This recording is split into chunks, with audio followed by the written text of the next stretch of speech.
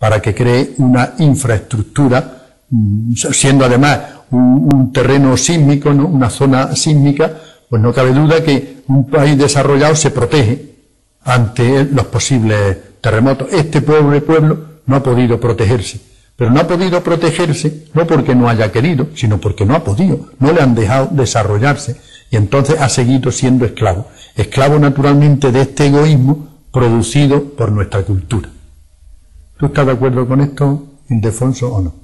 Yo sí, pero te matizaría una cosa. Yo creo que la esclavitud genera también una cultura. Claro. Genera una cultura, y esa cultura al final terminan compartiéndola todos, los señores y los esclavos, ¿eh? Y eso hace más difícil salir de ahí, porque claro, uno llega, esa sociedad tiende a habituarse a eso, a vivir de acuerdo con esos esquemas, y bueno, pues yo recuerdo, estuve hace unos años en la República Dominicana, que es la misma isla que Haití. Sí. Entonces recuerdo que intenté ir a Haití, pero había grandes dificultades para pasar la frontera, porque entre Haití y la República Dominicana las relaciones, no solamente las relaciones políticas, sino las relaciones entre los pueblos son relaciones de tensión.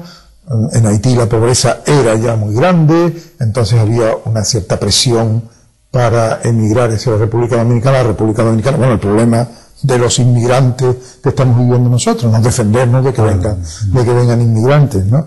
Y entonces yo recuerdo que una de las cosas que a mí me impresionaba en lo que yo pude conocer del pueblo haitiano, sobre todo en los haitianos que había en la República Dominicana, era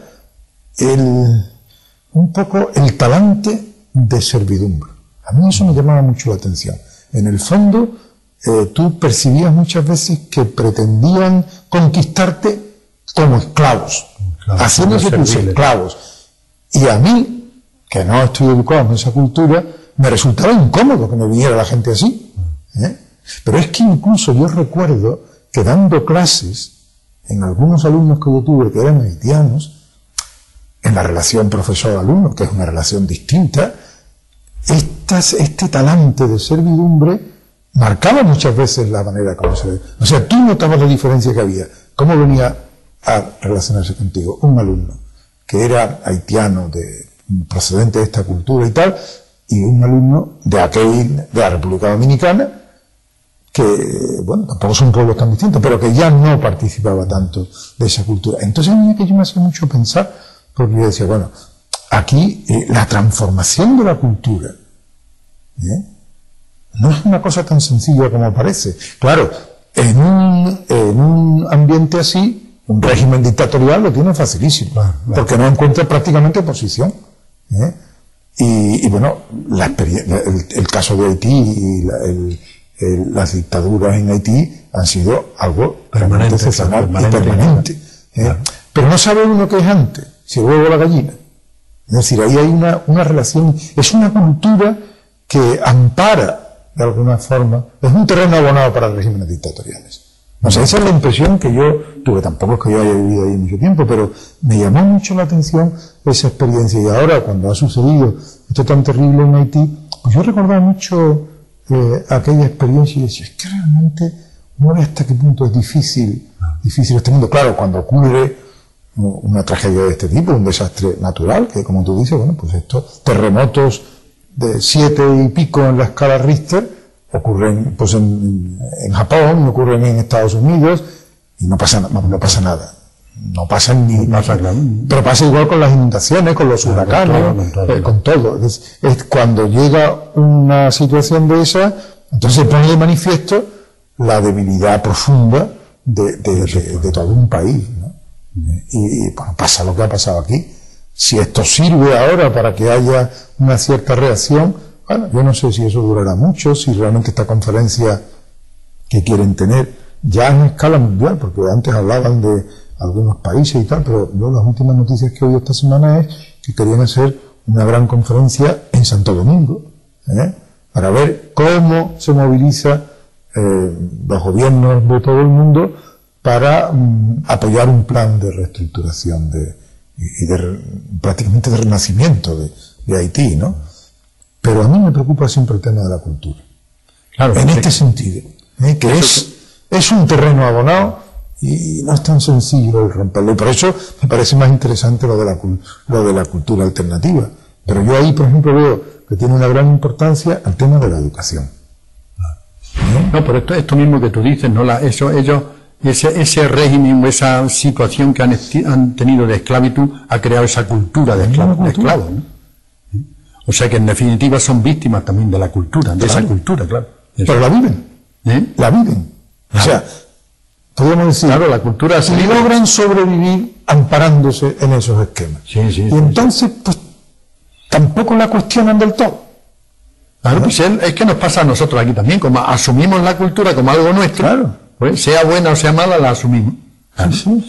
Entonces, por eso, si la cultura, esta cultura que tenemos, produce víctimas, es necesario crear una nueva cultura, una cultura alternativa.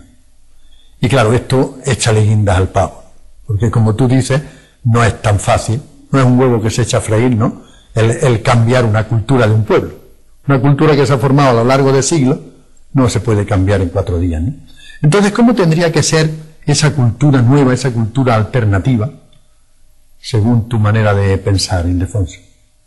Para que no produjera víctimas, sino todo lo contrario, para que ayude a que el hombre se humanice y se desarrolle todas sus capacidades. Mira, yo creo que cuando tú enumerabas antes algunos rasgos de esta cultura, en el fondo tenías en la cabeza la cultura alternativa, porque estabas contraponiendo el lucro, el egoísmo a una actitud de solidaridad, la competitividad a una actitud de cooperación. Es decir, que muchas veces la misma cultura que vivimos y que criticamos nos está dando ya las pistas por contraposición de cuáles son los elementos que tendríamos que promover. A lo mejor eso nos obliga, en primer lugar, a hacer un esfuerzo de relativizar lo que son nuestros valores, estos valores con los que funcionamos. Por ejemplo, el tema del consumo, a mí me parece una cosa fundamental. Porque curiosamente el consumo crea un estrés enorme en todo tipo de personas, los que tienen muchos recursos y los que tienen poco. Los gastos, por ejemplo, que se producen con ocasión de algunos acontecimientos de la vida social, una boda, un bautizo, una primera comunión, a veces son absolutamente desproporcionados y a veces meten a alguna familia en una dinámica. Muchas veces. Pero verá, a veces me refiero porque meten porque una familia que tiene muchos recursos no tiene muchos problemas en gastarse una cantidad de dinero, una primera comunión de un niño. Pero una familia que vive con un presupuesto limitado, a veces tiene que someterse tiene que entrar en una situación de endeudamiento y tal, porque no tiene más remedio. Es decir, yo creo que esta cultura habría que empezar a crearla haciendo una cierta crítica de la cultura que tenemos, tomando distancia e ir viendo en cosas concretas que hay formas alternativas, por ejemplo, de celebrar estos acontecimientos. Pero tenemos las Navidades recientes. Pasa igual con las Navidades. Parece que las Navidades se celebran tanto mejor cuanto más gastamos en ellas. ¿Qué pasa con los regalos en Navidad? Pasa un poco lo mismo, ¿no? Es decir, que yo creo que a lo mejor tenemos que empezar por hacer una cierta crítica, pero cuando hacemos la crítica no nos quedamos en lo negativo, es decir, esto no, porque cuando yo digo esto no, en el fondo tengo en la cabeza cuál sería la alternativa. Menos consumo, porque yo tengo más capacidad, o debería tener más capacidad de disfrutar de lo que tengo.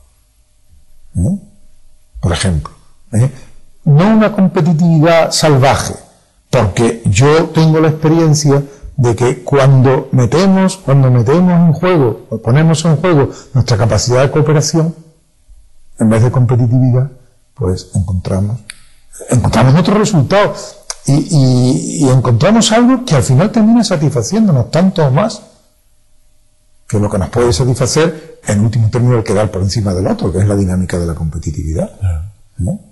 Entonces yo creo que muchas veces se trata simplemente de hacer la crítica. Tenemos que hacer la autocrítica. Y luego a mí siempre me preocupa mucho el tema educativo. El tema educativo, tanto en la escuela como en la familia. ¿Cómo somos capaces de educar? ¿Cómo podemos introducir esta autocrítica? Y yo creo que en eso el ámbito familiar es un ámbito importante para poder hablar y plantear estas cosas. Por eso yo creo, claro, que esta crisis en la que estamos ahora y de que tanto se habla, pues debería ser o podría ser una ocasión preciosa para que nos cayéramos en la cuenta de esto que tú acabas de decir, ¿no? Que esta cultura no nos satisface, sino que nos deja insatisfechos y que entonces necesitamos otra cultura, otra manera de vivir, otra manera de celebrar, por ejemplo, las bodas, las comuniones, etcétera, ¿no? Una manera mucho más austera, ¿no? Entonces podría ser una buena oportunidad esta crisis para eso, porque claro, si no nos damos cuenta de que la cultura que tenemos es mala, produce víctimas, pues difícilmente podremos luchar por cambiarla, ¿no?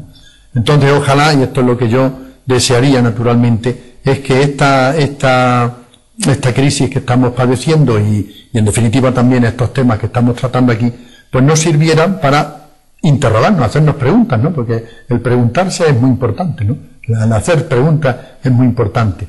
El que nos preguntáramos, bueno, ¿y esta cultura cómo podría yo cambiarla para que a mí me diera más felicidad y me ayudara a mí a que yo pudiera vivir en mi familia más a gusto y con los demás, etcétera, ¿no? Entonces podría ser una buena ocasión esta crisis para esto. Pues sí, yo creo que lo que pasa es que a veces da la sensación que la crisis se quiere resolver volviendo a lo de antes. Claro. Por ejemplo, esto de hay que aumentar los niveles de consumo para recuperar el nivel de actividad económica, para crear empleo. Dices tú, bueno, no lo sé, porque eso es meternos otra vez en la dinámica. Otra vez en lo mismo, claro. Pero claro, cuando dices, esto no es políticamente correcto decirlo, porque decir, entonces ¿qué pasa? ¿Que mantenemos los niveles de paro? Pues ese es el precio a pagar. Si no somos capaces de replantear lo que es la estructura productiva de nuestro país, la distribución del empleo, claro que son, en último término, son estrategias más a largo plazo, por tanto que no van a producir efectos en el corto plazo y por tanto que no van a generar empleo en el corto plazo. Y claro, ya sabemos que en nuestra vida que vive tanto de metas inmediatas, en la vida política, siempre hablamos de ella, y en la vida no política. Pero en nuestra vida que se mueve tanto por metas inmediatas, el plantearse metas a más largo plazo no resulta nunca cómodo. Y entonces preferimos refugiarnos en objetivos más a corto plazo. Y ahí, yo creo que frente a eso también tenemos que ser críticos. Porque es otro elemento de nuestra cultura. Lo que yo pueda palpar, lo que esté al alcance de la mano, lo que sea inmediato. Bueno, y al final resulta que el ser humano como que se desintegra, como que se fragmenta, buscando solo pequeños pasos. Pierde el sentido de lo que es la existencia humana como totalidad. Porque vivimos nada más que lo de hoy para hoy, lo de mañana para mañana. Bueno, el ser humano tiene horizontes más amplios, pierde su horizonte, sí. Pero esto, fíjate, esto por ejemplo, pues incide, por ejemplo, en el tema de los compromisos que asumimos, por ejemplo, en el tema de las rupturas familiares. Bueno, cuando yo solamente contemplo los horizontes más a corto plazo, hay cosas que dejan de tener sentido ya. Y eso también es consecuencia de esta cultura, que es una cultura cortoplacista. Claro. Por eso ya como estamos terminando ya, pues claro, esta tarea de crear una cultura alternativa es una tarea difícil, es una tarea larga, pero realmente es una tarea hermosa que vale la pena, ¿no? Que vale la pena para que el hombre sea más hombre y en definitiva más humano y en definitiva más feliz. Eso es. Y tú dinos la última palabra, que ya cerramos. La última palabra simplemente es que esto merece la pena, lo que tú decías, que esto merece la pena seguir pensándolo y discutiendo, ¿no? Ojalá fuera, bueno, como hemos podido estar hablando aquí nosotros y lo que a nuestros telespectadores se les haya ido ocurriendo al hilo, que seguro que todo lo que nos ha estado viendo pues ha hecho también sus propias reflexiones y si hubiera estado aquí sentado hubiera tenido algo que decir, pues que esa reflexión sea algo que no solamente haya tenido lugar viéndonos a nosotros, sino que continúe como una reflexión que merece la pena de cara a cuestionar esta cultura nuestra y abrirnos a nuevos horizontes culturales, ¿no? Pues eso es de todo. Muchísimas gracias, profesor don Ignacio Peláez. Muchísimas gracias. Y a ustedes les emplazamos para la próxima semana a un nuevo programa de La Mirada Justa, donde volveremos a analizar esta situación. Muy buenas noches.